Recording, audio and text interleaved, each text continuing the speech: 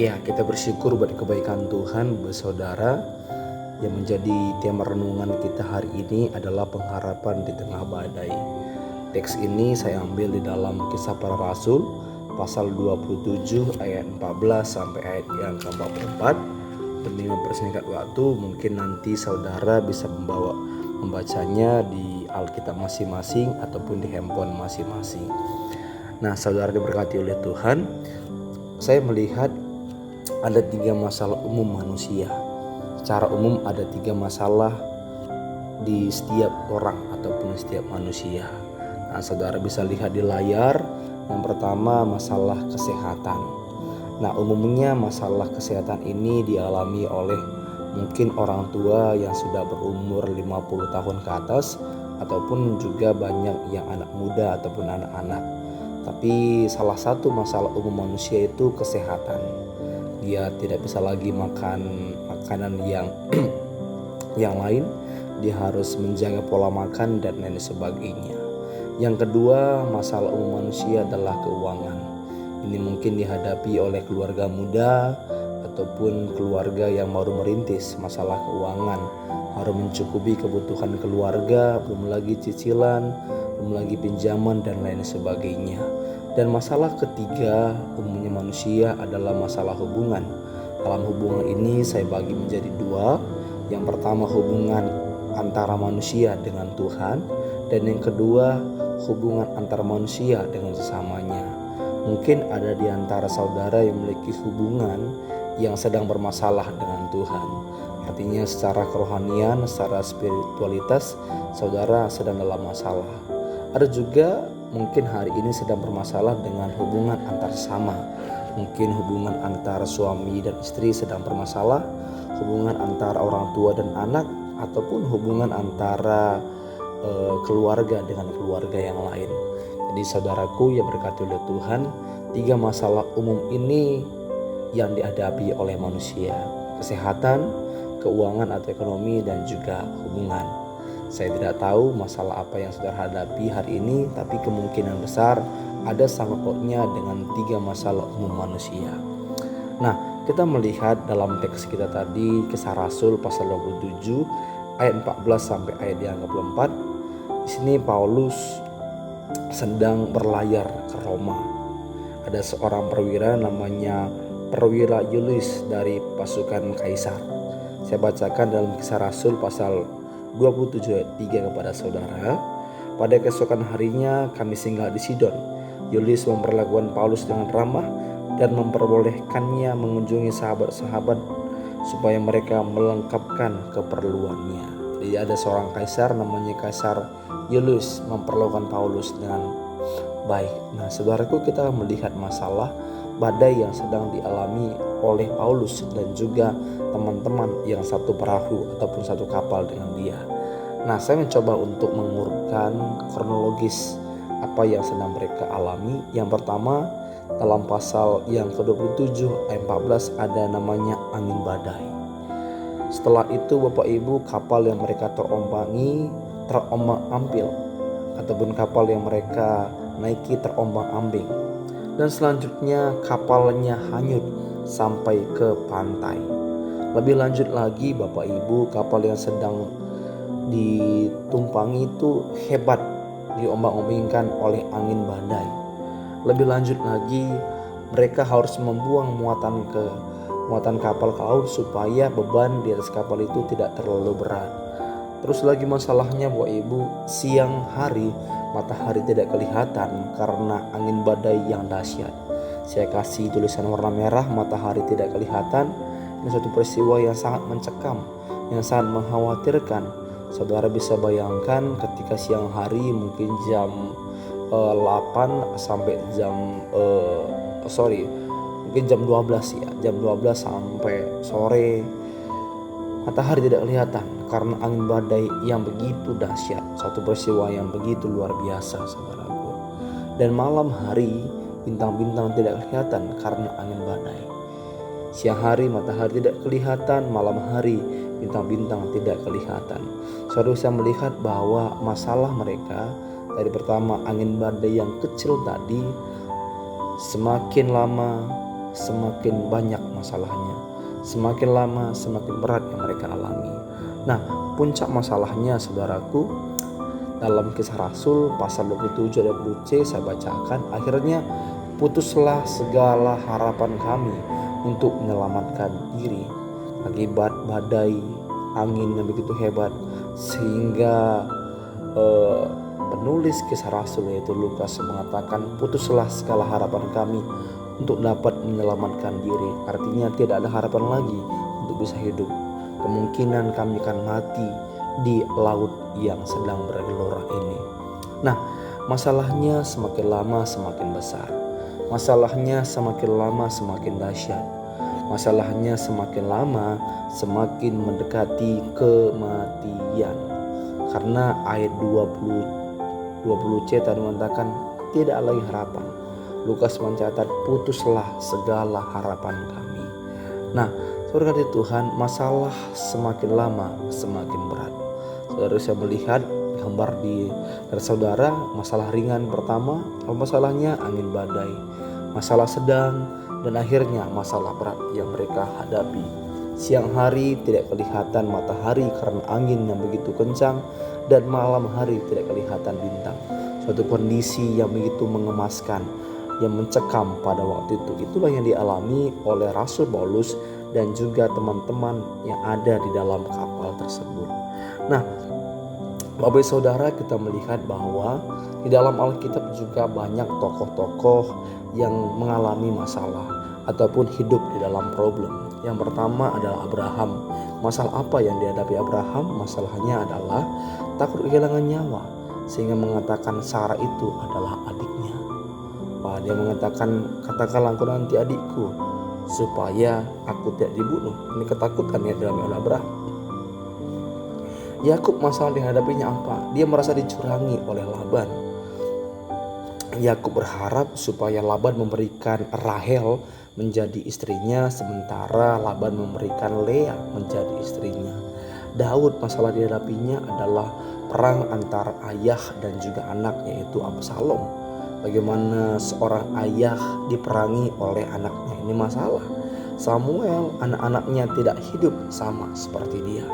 Samuel seorang yang hebat, saudara, tapi anak-anaknya tidak hidup sama seperti Samuel. Ada juga Imam Eli. Anak Imam Eli itu hidupnya dursila. Apalagi dursila, buruk kelakuannya, seorang yang jahat. Paulus, seperti yang kita baca dalam teks tadi, karam kapal, keluar masuk penjara, bisa dipukul dan lain sebagainya. Yohanes berada dalam usaha di Pulau Patmos. Ini beberapa contoh tokoh Alkitab yang mengalami masalah, yang menghadapi problem dalam kehidupannya secara pribadi. Nah, hal apa yang kita butuhkan dalam menghadapi masalah? Nah, saya rindu ini menjadi perenungan kita, saudaraku, bahwa dalam teks ini kita melihat masalah dan kita melihat bahwa bagaimana Paulus menyikapi, bagaimana Paulus menghadapi suatu masalah dalam kehidupannya. Yang pertama, dalam Kisah Rasul pasal yang ke-27 ayat 22, saya bacakan secara lengkap kepada saudara. Tetapi sekarang juga dalam kesukaran ini aku menasihatkan kamu supaya kamu tetap bertabah hati, sebab tidak seorang pun di antara kamu yang akan binasa kecuali kapal ini. Nah, Paulus memberikan kata-kata penguatan kepada seluruh penumpang kapal, yaitu bertabah hati. Nah, saudara berkali Tuhan, dalam kita menghadapi masalah, yang kita butuh itu adalah kata-kata penguatan yang mengatakan bertabah hati, kuatkan hati, kuatkan hati. Karena kita butuh kekuatan hati dalam menghadapi masalah. Lebih lanjut lagi kita belajar bagaimana Paulus menghadapi masalah. Yang kedua, kata-kata penguatan yang bersumber dari firman Tuhan. 23, demikian firman Tuhan, karena tadi malam seorang malaikat dari Allah, yaitu dari Allah yang aku sembah sebagai miliknya, berdiri di sisiku dan berkata, jangan takut Paulus. Nah, saudara di Tuhan, kedua hal yang harus kita miliki saat kita menghadapi masalah adalah firman Tuhan. Nah, Ini saudaraku, Paulus mengatakan tadi malam ada seorang malaikat Tuhan, yaitu Allah yang aku sembah, berdiri di sisiku atau berdiri di sampingku, mengatakan jangan takut Paulus. Nah, Bapak Ibu Saudara berkati oleh Tuhan, dalam kita menghadapi masalah, kita butuh firman. Kita butuh firman Tuhan. Karena firman itu bukan hanya sekedar kata-kata, tetapi firman Tuhan itu adalah Allah sendiri. Pada mulanya adalah firman, firman itu bersama-sama dengan Allah, dan firman itu adalah Allah. Dalam firman ada kekuatan, Bapak Ibu Saudara. Dalam firman ada kelepasan, ada penguatan ketika kita memahami dan mengerti akan kebenaran firman Tuhan. Berikutnya yang kita butuhkan dalam masalah adalah karunia Allah yang mengatakan jangan takut. Nah, jangan takut Bapak Ibu. Pada kondisi pada waktu itu Paulus dan kawan-kawan mengalami ketakutan. Bahkan tadi sebelumnya kita baca, putuslah harapan kami. Ketakutan yang begitu luar biasa yang mereka hadapi. Nah, firman Tuhan mengatakan kepada kita, tentunya jangan takut. Banyak ayat yang mengatakan jangan takut, dan jangan takut.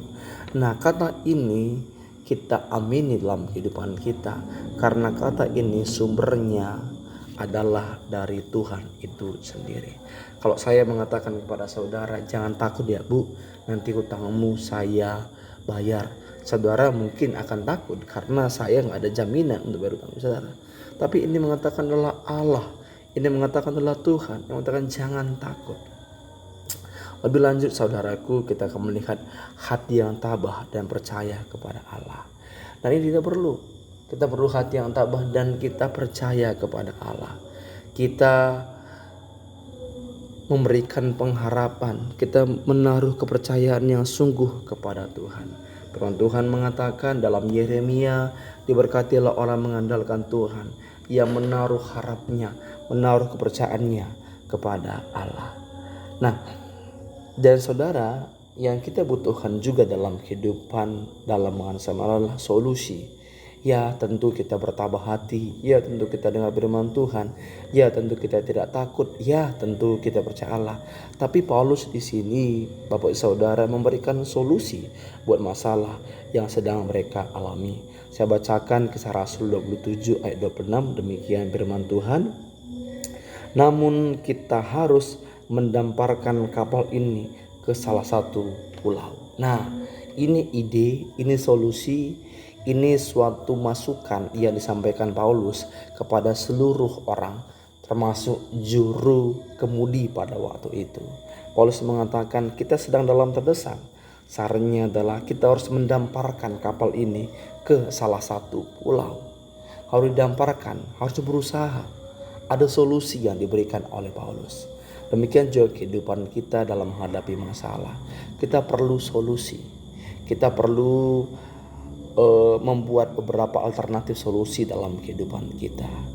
Tentu setelah kita berdoa, kita percaya kepada Tuhan. Tuhan memberikan kita hikmat, Tuhan memberikan kita pengertian, Tuhan memberikan kita kemampuan intelijensi, sehingga kita bisa melihat masalah itu dan kita bisa memetakan apa solusi yang Tuhan berikan dalam hikmatnya dalam kehidupan kita.